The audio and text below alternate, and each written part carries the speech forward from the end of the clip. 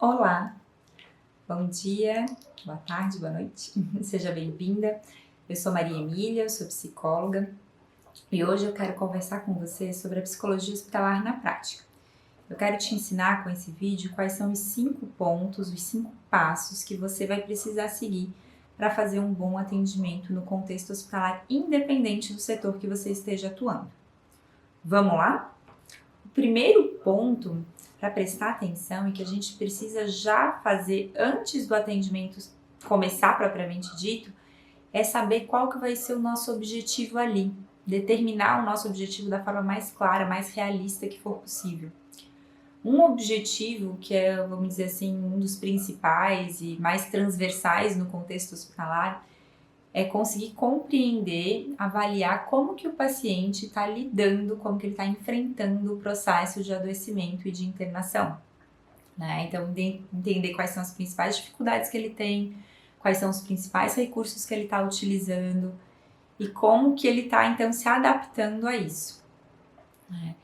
Mas nem sempre a gente vai fazer uma avaliação dessa, vamos dizer assim, geral e ampla com todos os pacientes.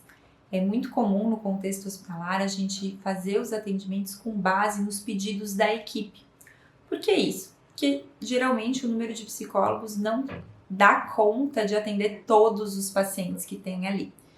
Geralmente a gente tem uma equipe muito maior de médicos, de enfermeiros, de técnicos de enfermagem, e eles sim conseguem conhecer todos os pacientes, né? Então a gente pode, enquanto psicólogo hospitalar, você pode, enquanto psicólogo hospitalar, ir ao encontro desses profissionais e questioná-los, né? E saber, né, o que eles esperam, que pacientes que eles acham que poderiam, né, se beneficiar de um atendimento psicológico, como que eles estão percebendo o estado emocional dos pacientes. Isso pode ser feito tanto em contatos, né, diários, vamos dizer assim, com a equipe, ou se às vezes a gente só tem, né, só você para um hospital inteiro, você não vai conseguir falar com todas as equipes o dia inteiro, né? Então, às vezes a gente precisa pensar também em meios mais formais de solicitação e de pedido, né, para o atendimento psicológico. É bem comum ter os pedidos de parecer por escrito, né? Então, o profissional vai lá e escreve num parágrafo, geralmente, qual que é o motivo que ele identifica que aquele paciente precisa passar por atendimento psicológico. Então, quando profissional, né, quando você receber um pedido, é interessante que você tente ir atrás de algumas informações complementares para poder definir qual que vai ser o objetivo em si do seu atendimento. Por exemplo, você recebe um pedido de que o paciente está ansioso, né, e que precisa de atendimento e de acompanhamento psicológico na internação. Bom, isso sim já é um motivo para a gente atender, né, e conhecer esse paciente e avaliar, né, como é que é essa questão da ansiedade, né, o que a gente pode fazer para tentar minimizar esses sintomas de ansiedade nesse paciente. Essa é uma possibilidade. Mas o que eu recomendo é que antes de ir, né, atender o paciente, você vá atrás, se for possível, do profissional que te fez essa solicitação. E pergunte para ele, né, como que ele observou essa ansiedade, que sinais que ele percebeu, se está acontecendo alguma coisa no quadro da doença, do tratamento desse paciente que pode ter aumentado o nível de ansiedade dele ou não, né? Caso não seja possível falar com um profissional que solicitou a avaliação, você também pode recorrer, né, aos outros profissionais que conhecem aquele paciente. Então, às vezes, o médico que solicitou já não está na unidade na hora que você for lá. Tudo bem, né? Isso não vai impedir você de fazer o atendimento. Mas você pode aproveitar e conversar com o enfermeiro do setor, com os técnicos de enfermagem que estão ali, né, às vezes com nutricionista, com assistente social, com outros profissionais que possam já ter conhecido esse paciente, né? E aí perguntar, né? Vocês perceberam que ele está ansioso também? Eu recebi um pedido para avaliar essa questão. Vocês sabem por que será que ele está assim? Aconteceu alguma mudança no quadro dele? Né? Então, esse contato pessoal com o profissional, né, que conhece também aquele paciente, é muito legal da gente já fazer antes de conhecer o paciente. Uma outra coisa, para além de conversar pessoalmente com as equipes, a gente também pode ler o prontuário.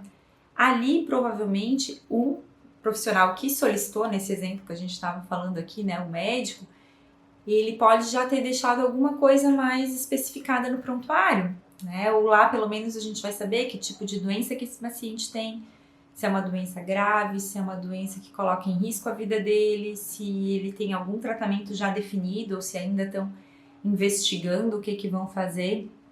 Então, à medida que a gente consegue saber dessas informações, né, a gente vai podendo se preparar melhor para esse atendimento, tá? Então, esse é o primeiro ponto, entender qual que é o nosso objetivo e buscar essas informações complementares que nos ajudem a entender melhor e já dar um pouco mais de informações para a gente se preparar para esse atendimento.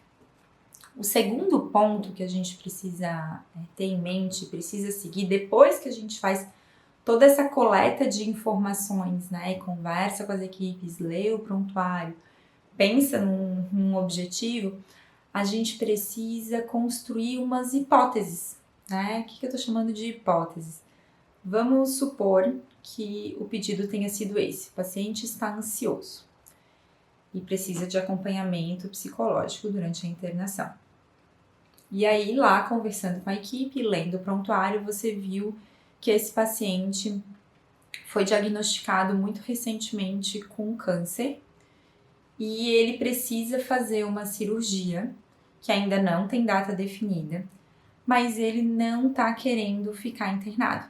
Ele tá tão ansioso e ele tá querendo muito ir embora de alta antes da equipe determinar e, enfim, realmente realizar essa cirurgia que ele precisa.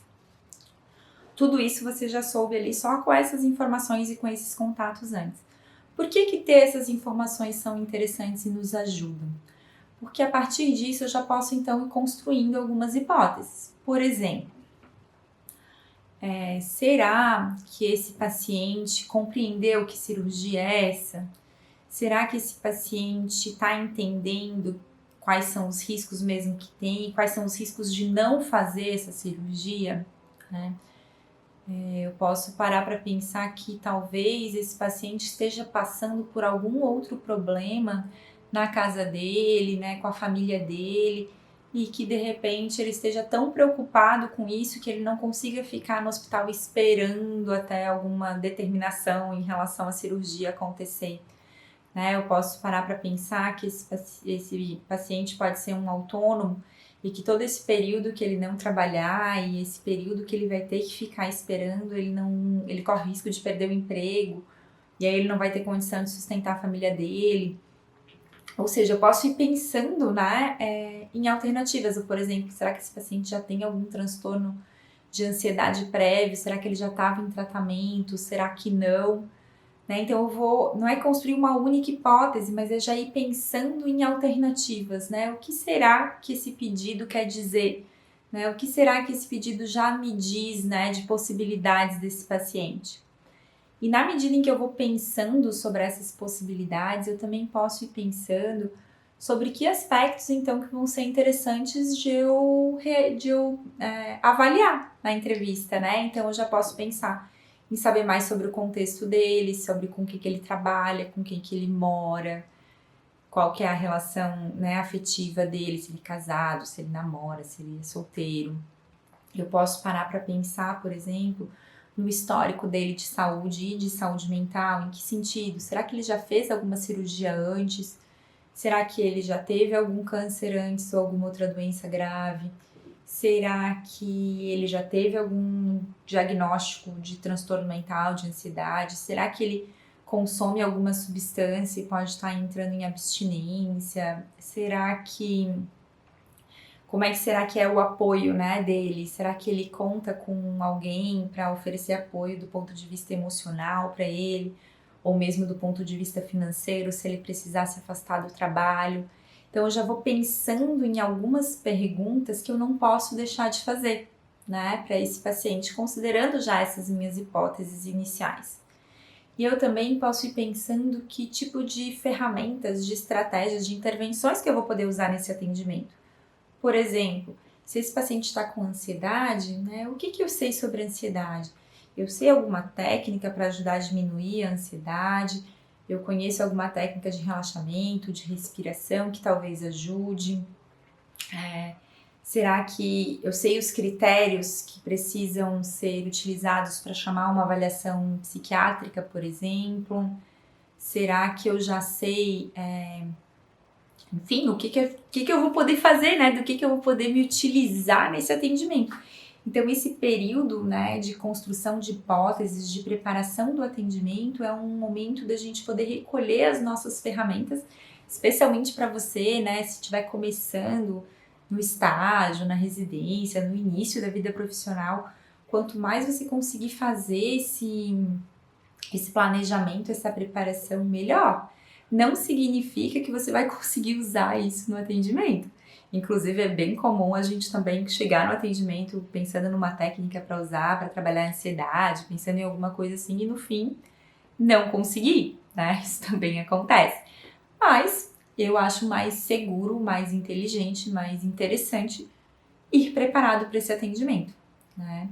Preparado, inclusive, para o imprevisível, né? Então, como é que eu vou lidar se ele não quiser o atendimento, né? Que tipo de metáforas que de repente eu vou poder usar. Algumas coisas eu já posso ir me preparando, né? Então, esse segundo ponto é esse, né? Preparar, construir uma hipótese e juntar minhas ferramentas, né? Preparar a entrevista, que pontos que eu vou avaliar, que possibilidades que eu tenho para intervir, que tipos de encaminhamento que eu vou poder fazer, né? Aí sim que a gente vai para o terceiro ponto, que é realmente realizar a entrevista, realizar a observação desse paciente, realizar as intervenções com esse paciente. Como que é esse terceiro ponto? O ideal é que você chegue e se apresente para esse paciente, né? Então diga que você é psicólogo, diga qual que é o objetivo ali, se foi alguém que solicitou realmente o seu atendimento, dizer que tem algum profissional da equipe que está preocupado com o estado emocional dele, que gostaria, né, que chamou você enquanto psicólogo para poder ver se tem alguma coisa que você possa fazer para ajudá-lo durante esse período de internação ou mesmo depois da alta, em termos de encaminhamentos. Então é muito interessante começar dessa forma. Eu, inclusive, muitas vezes começo perguntando se a pessoa já teve também algum contato com o psicólogo, até para poder, assim, ver, né, quando eu chego, que fantasias será que essa pessoa pode ter na cabeça dela, né? Então eu acho muito interessante, acho que é muito importante você no início da entrevista deixar claro a que veio, né? Se não quiser ser muito específico, pelo menos usa daquele objetivo geral que a gente falou antes. Né, eu sei que a situação de adoecimento, de internação pode gerar uma série de reações emocionais e eu vim aqui para ver como é que você está, como é que você está lidando com tudo isso, se está tendo alguma dificuldade ou não. Então pode falar também assim de uma forma mais geral, mas a ideia é poder dar uma abertura, né, poder abrir a comunicação, assim, de uma forma mais aberta, deixar a pessoa falar, né, deixar ela seguir o fluxo que ela quiser. E você vai escutando, né? Vai acolhendo a expressão emocional, vai também observando aspectos das funções psíquicas. Por exemplo, esse paciente está orientado, ele está lúcido, ele está conseguindo se comunicar pela fala, ele encadeia, né, o pensamento dele de uma forma lógica, de uma forma coerente, a memória dele tá funcionando bem, a aparência dele indica que ele tem um mínimo de condições de autocuidado ou não. Então, você pode também, né, na medida em que vai perguntando e se atentando ao que o paciente expressa verbalmente e não verbalmente, você também pode estar observando, né, e deve estar observando essas funções psíquicas, tá? Uma outra coisa nesse processo, né, enquanto você pergunta, escuta, né, lembrar sempre de confirmar com o paciente se o que você está entendendo é realmente o que ele está querendo dizer, né? Então, fazer essas confirmações, não ficar com dúvida, né? Não fica com dúvida. Às vezes a gente não quer dizer para o paciente que não entendeu, com preocupação de, né, o que ele vai pensar, que eu não estou entendendo. Pelo contrário, eu acho que quando a gente fala que não está entendendo, a gente mostra para o paciente que a gente está querendo entender, porque eu podia só não entender e deixar seguir, né? E não, eu gostaria de entender melhor o que você está falando. Então, você pode comunicar isso para o paciente, né? E usar isso, então, durante essa entrevista, né? Importante, né? Os fundamentos básicos da entrevista também, de evitar julgamento, né? De conseguir realmente estar aberto àquilo que o paciente traz, Mas no contexto hospitalar e no clínico também, eu acho, mas no hospitalar a questão do foco e do tempo é muito importante. A gente também vai precisar ajudar o paciente a manter o foco, né? O foco naquela pergunta inicial. Então a gente quer saber como é que ele está lidando com as questões de adoecimento. Claro que outras questões também vão sendo importantes, mas a gente vai precisando tentar conectar com a situação atual, né? Conectar com aquela pergunta que a gente está querendo responder no atendimento, pensando também que a gente vai ter que dar uma devolutiva para aquele profissional da equipe que perguntou para nós, que pediu a nossa ajuda, né? Então, a gente também precisa ser guardião, né, desse foco. Então, esses pontos são bem importantes para o momento da entrevista em si, tá? O quarto ponto, né, vamos seguir.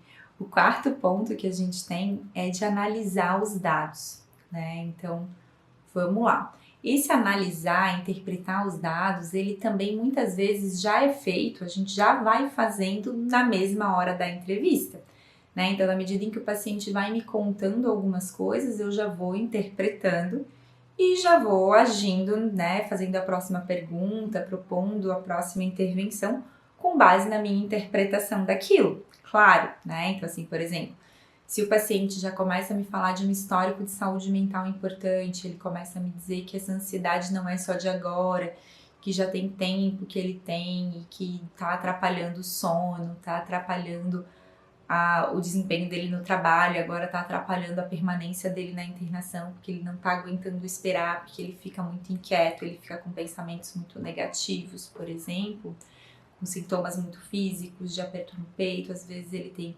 sudorese, né, tem tremores, enfim. Se eu já vou observando isso, eu já vou interpretando que talvez essa ansiedade desse paciente esteja um pouco além do que é esperado para aquela situação. Porque, claro, se tu receber um diagnóstico de câncer, se a pessoa tá com previsão de fazer uma cirurgia, é natural que ela fique preocupada, que ela tenha medo, que ela fique apreensiva, né? Mas também a gente espera que isso não comprometa a adesão dela a esse tratamento, que isso não impeça ela, né, essa ansiedade, de que ela receba o tratamento que ela precisa, já que ela quer viver e ela quer ficar bem, né? Mas às vezes o medo tá tão grande, a ansiedade tá tão grande que o paciente não se aguenta, né? Então, conforme eu vou ouvindo isso na entrevista, eu já vou interpretando que talvez esse paciente esteja com um nível de ansiedade um pouco patológica, né? E aí precise de uma intervenção mais específica, tanto do ponto de vista psicológico, ou seja, ele vai precisar de um acompanhamento psicológico mais específico, quanto ele pode se beneficiar muito também de uma avaliação psiquiátrica. Então, na medida em que eu vou interpretando isso no decorrer da entrevista, eu já posso ir usando isso para falar com o paciente. Olha, né, e tu já pensou sobre fazer uma avaliação médica? Tu já buscou alguma vez? Já tomou alguma medicação para ajudar nesse sentido ou não? Aqui no hospital a gente tem um profissional para chamar, você gostaria? Eu acho que seria interessante. Ou seja, a gente já vai usando essa nossa interpretação para comunicar algo para o paciente e tentar organizar alguma coisa com ele, né? Então, esse é um exemplo, né, de como que a gente vai precisando analisar esses dados da entrevista e já agindo com base neles durante o próprio atendimento, né? A grande questão, e acho que um dos grandes desafios do atendimento no hospital é em um atendimento a gente já conseguir fazer tudo isso, né? Fazer uma boa anamnese, uma boa entrevista, fazer uma boa observação, determinar as condutas, né? Propor isso para o paciente. Esse é um desafio, mas isso não é impossível, né? E seguindo esses passos, você vai conseguir fazer isso também.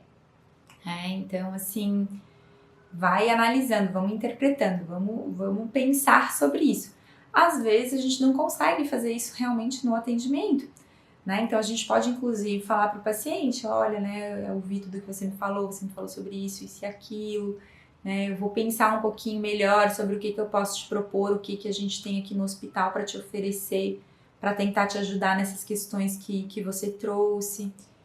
E aí, vou voltar amanhã com uma proposta, ou vou voltar mais tarde. A gente não precisa ter uma resposta quando a gente não sabe, né? E expressar isso, expressar que a gente vai buscar, que a gente vai tentar ir atrás, isso também pode ser muito interessante, né? Eu sempre falo isso para os estagiários, assim, não te preocupa, né? Não tem que dar uma resposta que tu não sabe. Se você não sabe, você diz para o paciente que vai buscar essa informação. Às vezes os pacientes me perguntam alguma coisa que eu não sei. Eu digo, olha, isso eu não sei, mas eu vou tentar descobrir, te conto no próximo atendimento. Então, a gente vai analisando, vai interpretando, vai dando a resposta da forma como é possível, tá? E vai tentando chegar na conclusão dessa avaliação, né? Qual que seria a conclusão dessa avaliação? Essa ansiedade que esse paciente está é normal ou é patológica? Ela precisa só de um apoio, esse apoio pode ser dado pela própria equipe, pela própria família, ou vai precisar de um acompanhamento psicológico específico durante a internação? Esse paciente vai precisar ser visto por algum outro profissional, preciso chamar o psiquiatra, ou eu preciso chamar o próprio médico, o próprio enfermeiro para ajudar a explicar algumas coisas do exame, da cirurgia, do diagnóstico que esse paciente possa não ter entendido e justamente por não entender está criando uma série de fantasias catastróficas aí sobre a doença, sobre o tratamento. Então essa é a hora, né? Essa é a hora, vamos dizer assim, final do atendimento. E aí, quando você consegue fazer isso, você tem que partir para o quinto ponto, né? O quinto e último ponto, que é dar a devolutiva. A devolutiva tanto pro paciente, que já pode ter sido dada, né, dentro do próprio atendimento com ele, ou você pode sair e voltar depois e dar essa devolutiva. Às vezes já aconteceu de eu ouvir o paciente e dizer, olha, eu vou tentar pensar agora, né, no que eu vou poder fazer para te ajudar e eu volto aqui depois, né? E aí quando eu volto, eu trago às vezes uma proposta de encaminhamento, por exemplo, para continuidade do tratamento dele no posto de saúde, ou no CAPS, ou numa clínica de psicoterapia, né? Então a gente pode também trazer essa devolutiva e apresentar essa conduta num segundo momento. Isso também é possível, tá? E também, né, além da devolutiva pro paciente, nesse quinto ponto, a gente tem que pensar na devolutiva para a equipe, para o profissional solicitante, ou seja, se a gente recebeu aquilo por escrito, a gente precisa responder também no parecer, né? Essa é uma forma formal de lidar com esses pedidos de parecer.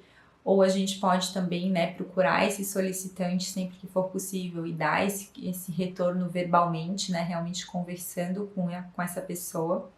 Isso é uma possibilidade, né? Quanto mais a gente conseguir fazer o contato pessoalmente eu acho mais interessante. Pessoalmente, de novo eu aqui, né? Eu acho mais interessante, tá? Mas, às vezes isso não é possível e muitas vezes isso não é possível. Então a gente precisa se concentrar também na resposta, na devolutiva escrita, né, no prontuário do paciente. Mas sabendo que mesmo que eu faça a devolutiva verbal, eu também preciso fazer a devolutiva por escrito, né? Uma coisa não exclui a outra. O ideal é que você consiga fazer as duas coisas, tá?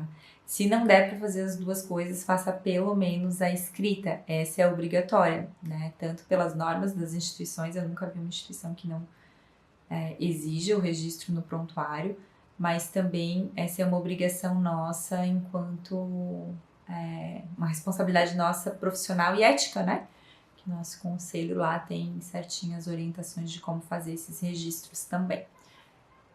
Então esses são os 5 pontos, né? Então identificar o objetivo, coletar as informações preliminares, construir uma hipótese, planejar a entrevista, ou se for o caso, outros métodos aí que você precisa usar para esse atendimento, realizar o atendimento em si, né, tanto do ponto de vista da avaliação quanto da observação e também das intervenções, né. Um quarto momento seria o de analisar, integrar todas essas informações que a gente coletou, ou seja, as informações que a gente coletou lá no prontuário, as que a gente coletou com a equipe, as que a gente coletou com o paciente. Às vezes a gente pode se usar também do atendimento com a família, né? Também é uma possibilidade. Integrar todas essas informações e chegar na nossa conclusão e na nossa proposta de conduta. Quando a gente fizer isso, a gente vai para o quinto passo, que é dar essa devolutiva, tanto para o paciente quanto para a equipe, né? Então é isso, gente. Espero que eu tenha ajudado vocês. Espero que esses 5 passos fiquem aí registrados na cabeça de vocês para nortear todos os atendimentos que vocês forem fazer no contexto hospitalar. Cada um deles, claro, daria para falar muito mais, né? Mas aí eu quero que vocês deixem aí nos comentários que ponto que vocês gostaram, que ponto que vocês querem saber mais, que aí eu posso planejar os próximos vídeos para vocês, tá bom? Não esqueçam de deixar um comentário. Não esqueçam, né, se gostaram, de seguir aqui o canal para poder receber os próximos vídeos aí, ser avisado, né, dos próximos vídeos que vão ser lançados. E é isso, gente. Obrigada, viu? Espero que a gente se veja nos próximos vídeos, sempre falando sobre psicologia clínica, psicologia hospitalar, da forma mais prática, da forma que eu mais puder contribuir aí com a minha experiência para vocês, viu? Valeu, gente. Tchau, tchau.